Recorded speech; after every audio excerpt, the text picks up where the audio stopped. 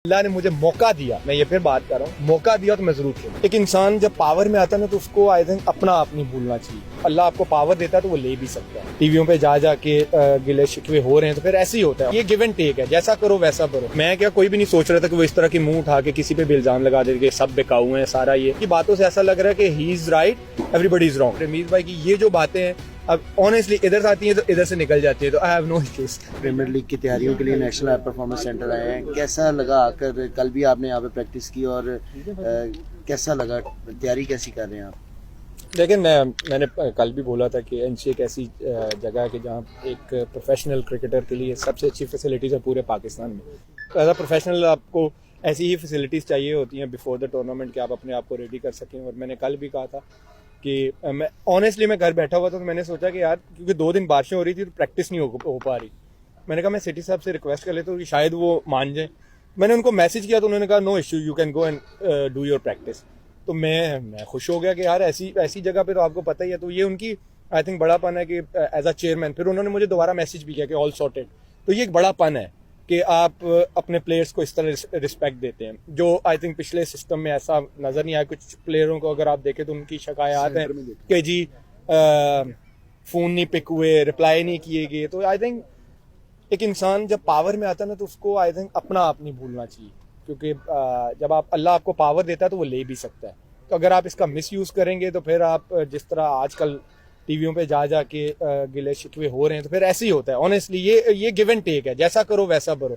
तो इंसान अगर नीयत साफ रखे, अपने काम से काम रखे तो उसके लिए चीजें आसान हो जाती हैं। अपन फिटनेस को बरकरार रखना कितना मुश्किल होता है टीम से बाहर होने के बाद? देखिए एज अ प्रोफेशनल आपको पता है कि आपके पास कोई एक्सक्यूज नहीं है कि मेरे पास फिटनेस के लिए जगह नहीं है या मैं क्रिकेट नहीं खेल रहा तो मैं अपने आप को फिट नहीं रख सकता। बहुत सारी चीजें होती हैं कि आप जाके अपना डाइट अपना प्लान सही रखो, आप अपना स्लीपिंग टाइम सही रखो। बहुत सारे जिम्स हैं आजकल, बहुत सारे क्लब ग्राउंड्स हैं, आप जाके अपने आप को फिट रख सकते हो, मैचेस खेल सकते हो। लेकिन यह है कि जब तक आप फिट नहीं रखोगे अपने आप को तो आप कम्पीट कैसे करोगे? तो आपको कम्पीट करने के लिए आपको फिट रहना पड़ता है। मेरा भी रजीम चेंज हुई है तो उसका कितना को फायदा पहुंचेगा।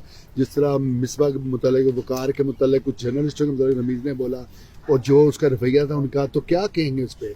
क्या बेहतर तो ऐसा होना चाहिए कि चेयरमैन को ऑनेस्टली हालांकि वो मुझे लगता है कि बहुत पढ़े लिखे आदमी हैं और उनसे इस तरह की आई थिंक मैं क्या कोई भी नहीं सोच रहा था कि वो इस तरह की मुंह उठा के किसी पे भी इल्जाम लगा देंगे, सब बेकाऊ हैं सारा। ये मतलब उनकी बातों से ऐसा लग रहा है कि he is right, everybody is wrong.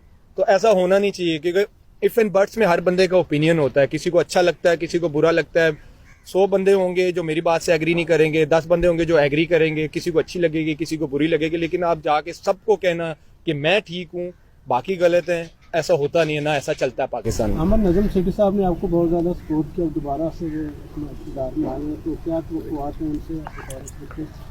देखिए मैंने पहले भी मैं आपको कह रहा हूँ कि मेरा फोकस जो है बीपीएल है, फिर पीएसएल है। कि जब मेरे पास परफॉर्मेंस होगी, मेरे पास फिटनेस होगी तो मैं किसी के पास जाके बात कर सकता हूँ। बगैर परफॉर्मेंस के या बगैर क्रिकेट के मैं किसी को बोलूँ कि हाँ मैं अवेलेबल हूँ, मुझे खिलाओ, ऐसा होता नहीं है। और जब तक पीएसएल खत्म नहीं होता मैं अपने आप को देखता नहीं कि मैंने हाँ परफॉर्मेंस दी है तो फिर ही बात बन सकती है। अदरवाइज तो बगैर परफॉर्मेंस के या बगैर क्रिकेट खेले हुए तो मैं नहीं कह सकता कि मैं अवेलेबल हूँ। वैसे 2023 के टारगेट क्या है, क्या गोल्स हैं, आप क्या अचीव करना चाहते हो 2023 के? देखिए ये बड़ा ट्रिकी सवाल किया आपने, टिपिकल मीडिया वाला सवाल किया है। 2023 का ये कि पीएसएल आ रही है, इंशाल्लाह पीएसएल में परफॉर्म करूं, फिर देखते हैं आगे क्या होता है। आमिर रमीज के टेंटेड प्लेयर्स को बिल्कुल क्रिकेट खेलने की इजाज़त नहीं होनी चाहिए और आपके हवाले से सवाल हुआ था, तो आप क्या कहते हैं कि इतने साल गुजरने के बावजूद और चैंपियंस ट्रॉफी भी जीता आपने पाकिस्तान ने, उसके बावजूद भी ये राय कायम करना दुरुस्त है? देखिए मैंने आपको पहले बोला कि हर बंदे का अपना ओपिनियन है, किसी को अच्छा लगेगा, किसी को बुरा लगेगा, ये उनकी सोच है। उनको लगता है कि किसी को माफ़ी मिलनी ही नहीं चाहिए, ये उनकी अपनी सोच है। कुछ लोग कहते हैं नहीं जी, एक बंदे को चांस मिला है, वो उसने प्रूव किया है, वो सजा काट किया है, वो अपना ओपिनियन है।